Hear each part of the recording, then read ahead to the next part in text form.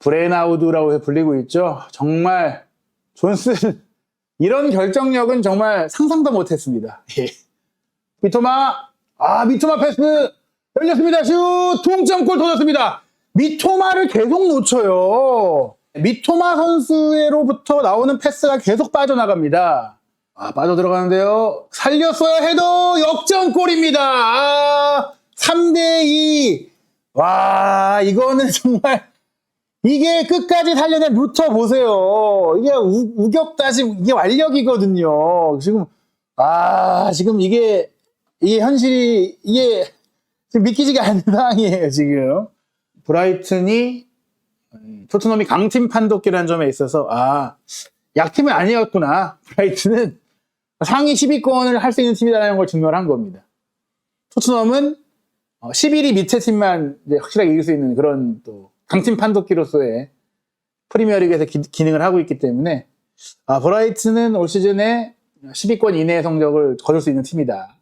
지금 포스테코글루 감독 체제가 실망스러운 이유는 그냥 주어진 전력 그대로 결과가 나오는 팀일 뿐인데 어떻게 보면 또 가지고 있는 전력도 제대로 발휘시키고 있는 게 맞느냐라는 의심까지도 나오고 있는 겁니다.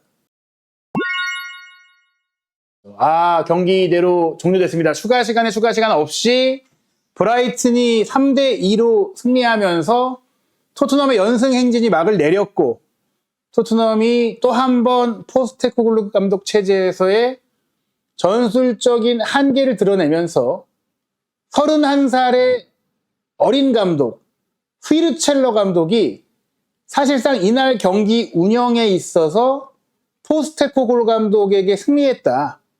그렇게 볼 수 있는 결과거든요. 축구에서 중요한 것이 왜 감독인지를 보여주는 것은 브라이튼이 대표적으로 보여주는 것 같아요.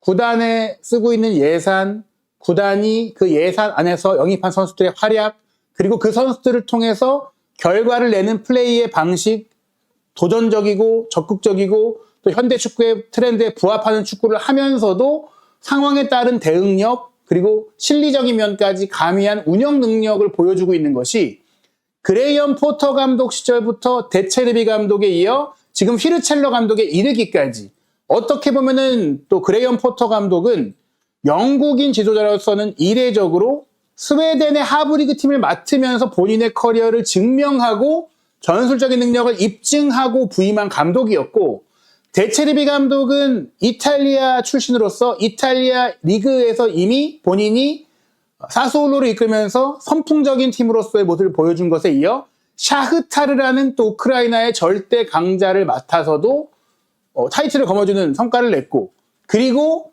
시즌 초반에 갑작스럽게 감독이 떠난 상태에서 팀을 이어받았는데 전임 감독의 색깔을 본인이 어느 정도 인수인계 받으면서 본인의 색깔을 전환해가는 상황을 굉장히 스무스하게 이어갔고 그리고 나서는 구단 역사상 최고의 성적을 내고 유럽 대항전 진출을 이뤄냈고 그리고 나서 그 감독이 좋은 평가를 받고 있는 과정 속에 선수 영입 과정에 있어서 이제 구단 수네바의 마찰 속의 팀을 떠난 시점에서 추임으로 데려온 감독이 이제 독일에서 굉장히 어린 나이로 또한 전술적인 능력을 입증한 감독을 데려와서 또 많은 팀의 성과를 냈던 선수들이 차례로 떠나가면서 생긴 전력 공백 속에서도 좋은 경기를 초반부터 해내고 또 그 좋은 경기를 하던 선수들이 부상으로 빠졌음에도 적절하게 대응을 하면서 결과를 가져왔던 부분들 이런 부분들을 종합적으로 고려한다면 감독 선임뿐 아니라 선수 영입에 있어서 브라이튼이 토트넘보다 훨씬 더 잘 운영하고 있다라고 말씀드릴 수밖에 없는 그런 결과가 바로 오늘 경기 결과라고 설명해 드릴 수가 있겠습니다. 오늘 경기 이제 기록을 좀 분석을 해봐야 될 것 같은데요. 오늘 경기는 포스테코글루 감독 입장에서는 또 한 번 반성을 해야 된다. 최근 5연승 그리고 특히 맨유와의 경기 완승을 통해서 어느 정도 검증을 마쳤고 좀 믿음을 가질 이유를 좀 찾은 게 아니냐라는 일부 반응도 있었지만 저희는 사실 그때도 그런 얘기를 드렸잖아요. 편지 컬럼도 그랬지만은 이게 꼭 억가를 떠나서 맨유가 너무 못했다. 그리고 유로파리그에서 상대한 팀들은 솔직히 체급 차이가 있었다. 물론 그 과정 속에서 토트넘이 앞서 저희가 얘기한 대로 벤탄쿠르의 후방 안정감이나 솔랑키의 최전방에서 안정감이나 쿨세스키의 공미 자리에서의 활약이나 여러 가지로 개선의 기미를 보였던 것도 사실이지만 그 개선이 상대팀이 부족한 상태에서 나왔다는 것도 부인할 수 없는 상황이었거든요. 오늘 경기 기록은 토트넘이 당한 후반전의 역전 패배가 어떻게 보면 우연한 불운이 아니라 오히려 전반전이 토트넘의 행운이었다라고 돌아볼 수 있는 그런 내용이었다. 경기 전체 기록을 보시면 토트넘이 앞섰던 것은 59%의 점유율입니다.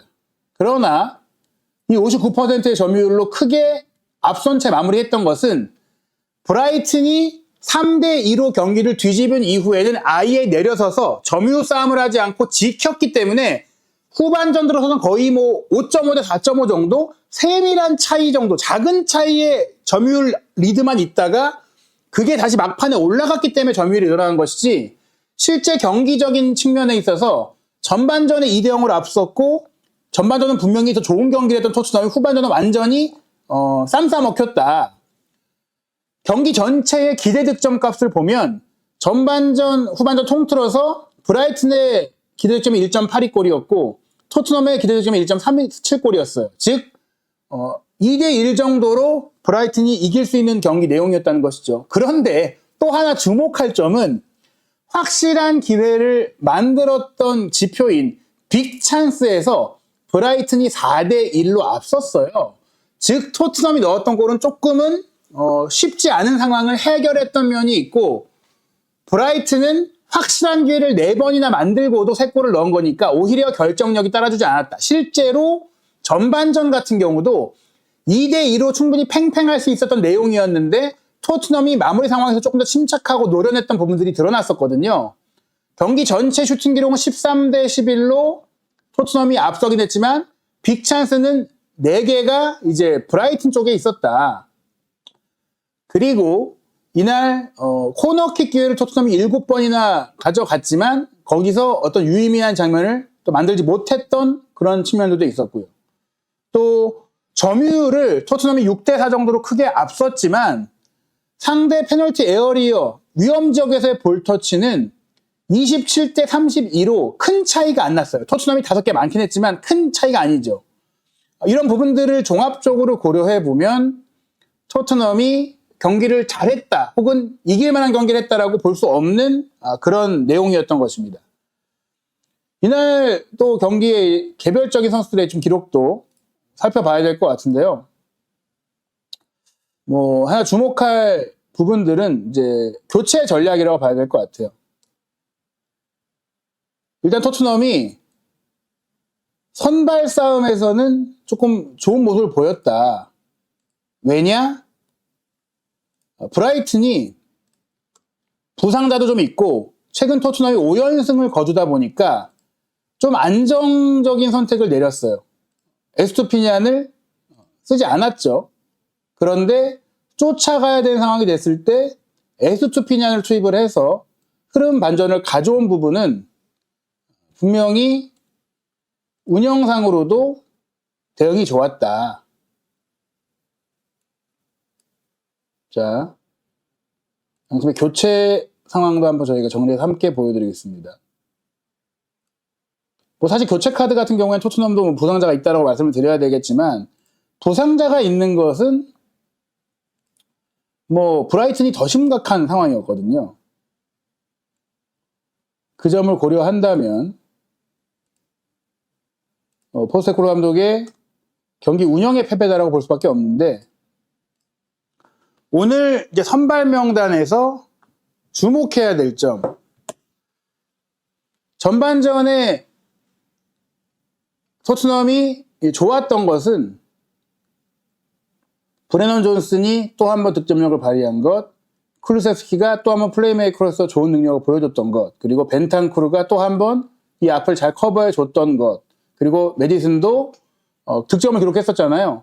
뒤를 좀 내려와주면서 안정적으로 플레이를 가져갔던 것, 베르너가 사이드를 파면서 비록 결정을 하지 못했지만 상대의 간격을 많이 벌려줬던 것이에요. 그리고 포로와 우도기도 무리해서 올라가지 않고 이 사이드 지역을 어느 정도 커버해주면서 민테를 우도기가 막고 미토마를 어느 정도 포로가 그래도 붙어주면서 방어를 했죠. 그리고 반더벤 선수가 전진 수비를 좀 하면서 루터도 저희 막아줬어요. 그리고 데니 웰백이 전반전에는 결정력을 잘 발휘하지 못했었거든요.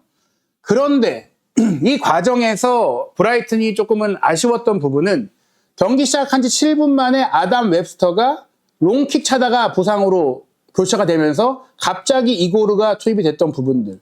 그리고 이날 조금 수비를 신경 쓰면서 본래 오른쪽 풀백인 카디올루를 왼쪽 풀백으로 놓고 조엘 펠트만을 오른쪽 풀백으로 놔서 이 풀백의 공격 가담을 많이 안 가져가면서 브라이튼이 조금은 전반전을 신중하게 운영을 했어요.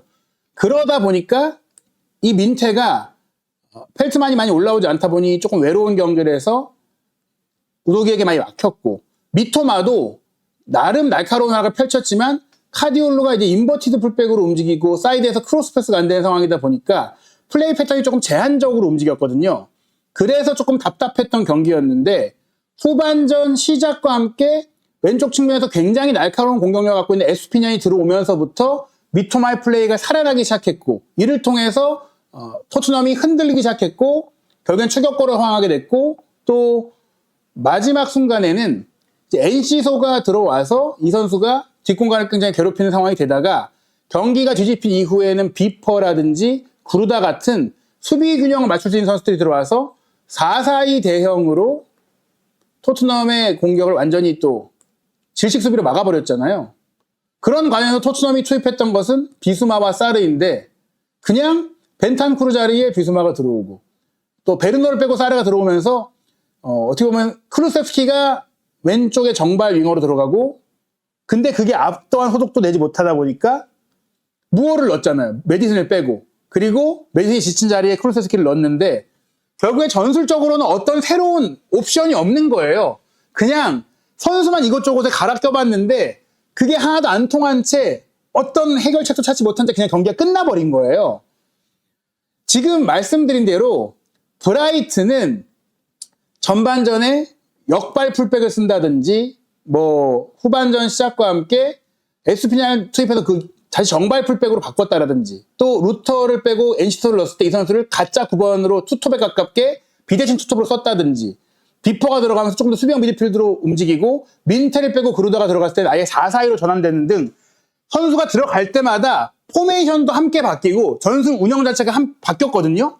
근데 토트넘은 어떤 선수를 바꿔놓더라도 그리고 그 선수 위치가 바뀐다고 하더라도 기본적인 전술 구조 자체는 바뀌지가 않아요. 그러다 보니까 상대는 예측할 수가 있는 거죠. 어떤 새로운 패턴이 없고 그 위치에 있는 선수의 개인 기량이 바뀔지는 몰라도 상대가 더 이상 이제는 지키기만 하면 되는 상태에서 수비자를 늘려놓으면은 그거를 풀어낼 수 있는 그런 방안을 찾지 못하는 거죠. 그러다 보니까 결국에 이것은 선수 개인의 능력이 좀 좋거나 선수 개인의 폼이 좋으면은 어느 정도 결과가 따라오지만 선수 개인 능력을 상쇄시키는 상대팀의 전술적인 대응 내지 상대팀의 개인적인 퀄리티가 나왔을 때는 결과가 못 나온다. 그래서 제이미 캐러거가 토트넘을 강약 약강이라고 한 거예요. 왜냐? 나보다 못하는 선수들을 상대하면은 이길 수 있는 거다. 나보다도 전술적으로 부족한 팀이면 이길 수 있는 거다. 우리가 감독에게 기대하는 것은 우리 선수들이 가지고 있는 기량 이상의 결과를 내기 위해서 감독의 역할을 요구하는 거거든요. 그리고 우리 선수들의 기량을 더 발전시키고 우리 팀이 지금 평가받고 있는 전력 이상을 끌어내라는 그런 기대감을 통해서 감독에게 팀을 발전시켜달라고 요구하는 것인데 지금 포스테코글루 감독 체제가 실망스러운 이유는 그냥 주어진 전력 그대로 결과가 나오는 팀일 뿐인데 어떻게 보면 또 가지고 있는 전력도 제대로 발휘시키고 있는 게 맞느냐라는 의심까지도 나오고 있는 겁니다. 그렇기 때문에 전 노팅엄 감독이자 현재 BBC 라디오 해설을 맡은 마크 워터번 씨가 이렇게 얘기했어요. 휘르첼러 감독이 굉장히 용감한 의사결정을 내렸다. 휘르첼러 감독은 토트넘을 멈추기 위해서 후반전에 바꾸기 위해서 정말 용감한 선택을 했다. 첫 번째, 2골을 내줬지만 공격적인 교체를 했고 그 공격적인 교체로 골을 뽑아냈고 경기를 뒤집고 나서는 또 수비 밸런스를 맞추기 위한 교체를 했다. 후반전에는 모험을 던졌고 리드를 잡은 다음에는 또 철학을 버리고 지킨 축구를 했다는 거예요. 근데 토트넘은 2대0이 됐을 때도 노련한 운영이 없었고 그러니까 용감한 결정이 없는 거예요.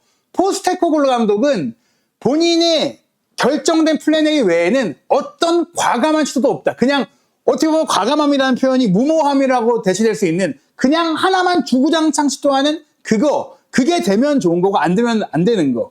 그게 문제인 거죠. 그러면서 이 마크 워버턴 감독이 또 한 번 얘기한 게 브라이튼은 대응을 굉장히 잘했다는 거예요. 하프타임에 팀이 끌려가는 상황에서 이른 시간에 실점을 했으면서도 대응을 잘했다. 이제 감독을 신뢰해도 좋을 것 같다.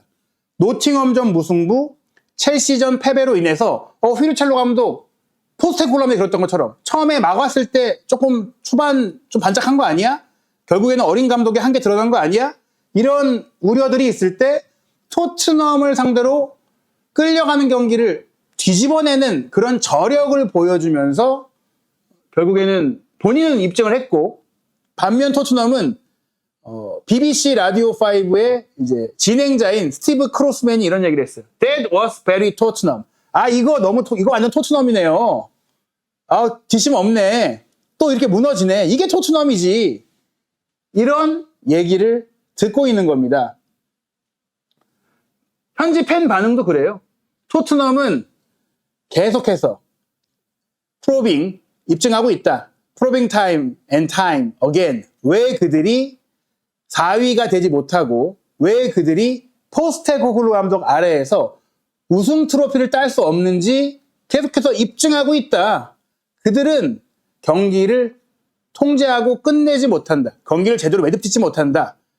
경기의 일관성과 기복이 없고 경기의 안정성이 없다는 거예요. 그 책임이 선수들에게 있는 게 아니라 감독에게 있다라고 이야기를 하는 것이고요.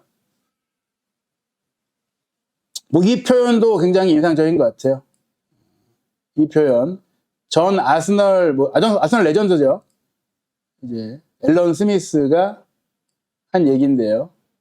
이 내용을 또 한번 보겠습니다. 완전히 당황했을 것입니다. 포스테코글루 감독은. 그의 팀은 완전히 짜부러졌습니다. 그러니까 2대0을 앞서는 팀이 후반전에 역전 허용하는 과정 속에 얼마나 당황하고 좌절감을 느끼고 일어나기 어렵다라는 그런 체념을 하는 모습들을 보면서 토트넘이 이제 더 이상 포스테코글루 감독을 믿고 선수들이 일어설 수 있겠느냐 그런 우려를 할 정도의 심각한 패배가 바로 이번 패배라는 것이죠. 지금까지 거둬왔던 5연승을 무색해하는 패배였다.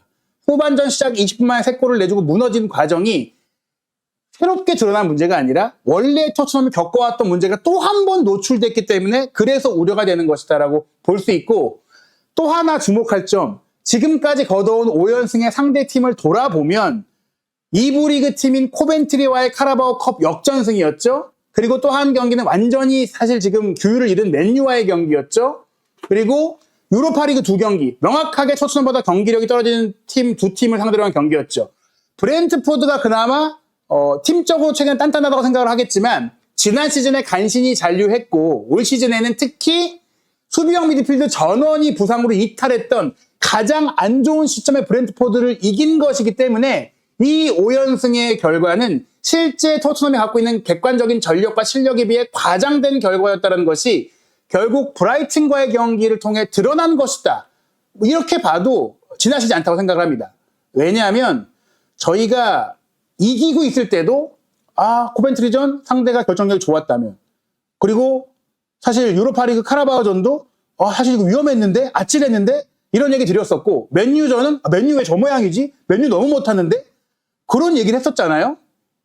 그 불안감이 이번 브라이튼과의 경기에 나왔다. 브라이튼과의 경기 전반전에는 그래도 상대도 부상으로 인한 좀 이탈 속에 상대의 선발 전략도 조금 문제가 있었고 그것들을 최근 5연승으로 얻은 자신감을 바탕으로 토트넘이 활용하면서 골을 먼저 넣고 앞서가면서 좋은 플레이를 하는 거 했고 그로 인해 우리도 이제 토트넘이 살아났구나 그런 생각을 했으나 하프타임에 또 감독의 대응력이 드러나는 거잖아요. 그 하프타임의 대응력에서 또 한 번 포스테코글루 감독은 없다.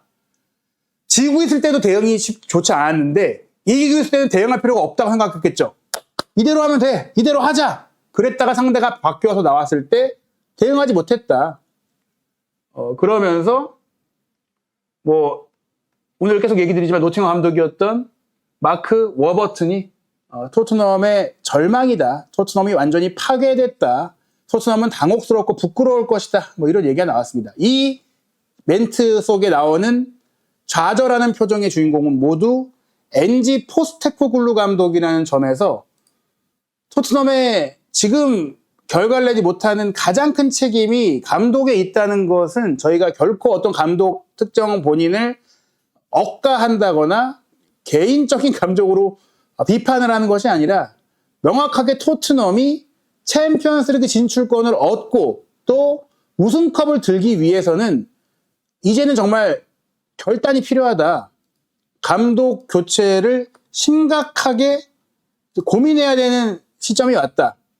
지금 당장 아마 5연승을 하고 한 번 졌다고 감독을 바꾸는 결정이 내려지진 않을 거예요. 하지만 이번 A매치 기간 동안 최소한 A매치 휴식기 이후에 펼쳐질 결과에 따라서 11월 A매치 기간에는 새로운 감독을 뽑아야 되는 상황에 대한 대비를 해야 할 필요가 있다. 이날 경기에 실시간 기대 득점값이거든요. 토트넘은 후반전에 아무것도 하지 못했어요. 전반전의 기대 득점이 마지막까지 유지되고 끝난 거예요. 마크 스탯에서 집계한 기준으로 봤을 때는 브라이튼의 기대 득점이 2.46골이니까 3골 정도 딱 넣을 만한 경기력을 보였고 토트넘은 2골을 넣었지만 기대 득점이 1.01골이었어요. 근데 그 1.01골도 메디슨의 두 번째 골이 나온 이후에는 득점에 근접한 기회 자체를 아예 못 만들었다는 거예요. 후반전 경기는 하프타임 토크, 경기 중에 대응 이후, 선수 교체 대응 이후에는 토트넘이 쪽도 못 쓰고 역전을 허용했다라는 거거든요. 그리고 경기 전체를 돌아봤을 때 이제 평균 위치를 보면 결국에 솔랑키가 전반전에 부지런히 가짜 9번이 아닌 진짜 9번의 역할로서 어느 정도 연결해줬지만 후반전에는 어떠한 연계도 이루지 못하면서 솔랑키가 사라졌잖아요.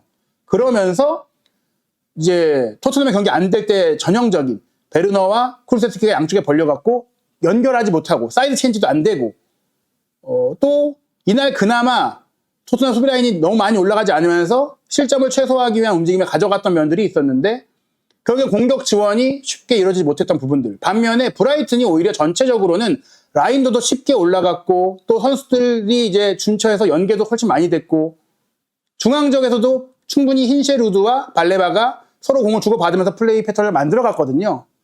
이런 점들을 세부 기록을 종합적으로 돌아봤을 때도 토트넘의 빌드업 패턴은 뭘로 보이십니까? U자형 빌드업이죠. 왜 U자형 빌드업이 나왔냐? 브라이튼이 리드했을 때는 브라이튼이 지공 상태가 이제 야기됐을 때는 아무것도 못했다. 브라이튼도 공격하기 위해 전진하고 공격을 만들었을 때는 토트넘이 골을 만들어냈지만 또 한 번 토트넘이 이제 상대가 지키는 상태에서 뭔가를 만들려고 했을 때는 안 풀렸다. 손흥민 선수가 있을 때 경기가 안 풀린 게 아니에요. 손흥민 선수가 있으면 기본적으로 상대가 내려서고 손흥민 선수를 막기 위해서 철저한 수비를 하기 때문에 공간이 없어요. 그래서 이런 패턴의 경기가 항상 나왔었어요.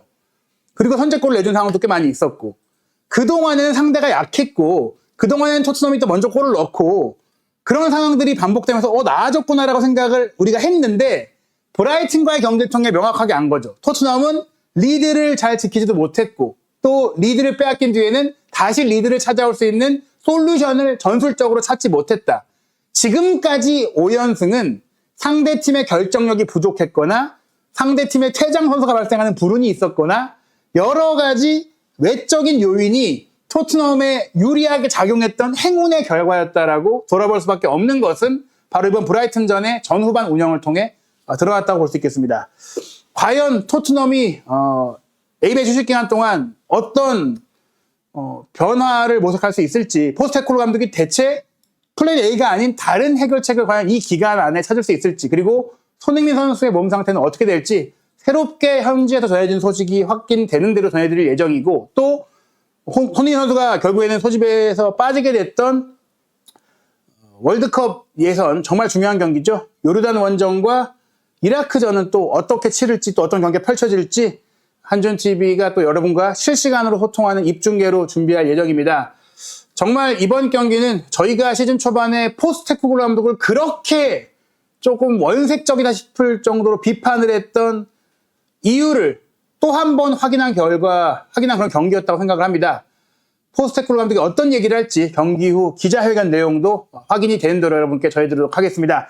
늦은 시간까지 함께해 주신 여러분 감사하고요. 이어지는 한준TV의 또 녹화 방송 영상, 후속 분석 영상, 그리고 새벽에 있을 이강인 선수의 경기의 활약상 영상 등도 확인해 주시기 바랍니다. 한준TV 구독, 좋아요, 알림 설정으로 한준TV의 실시간 방송과 또 다양한 영상들 확인해 주시기 바라고요. 항상 함께해 주셔서 감사합니다. 여러분 좋은 밤 되십시오.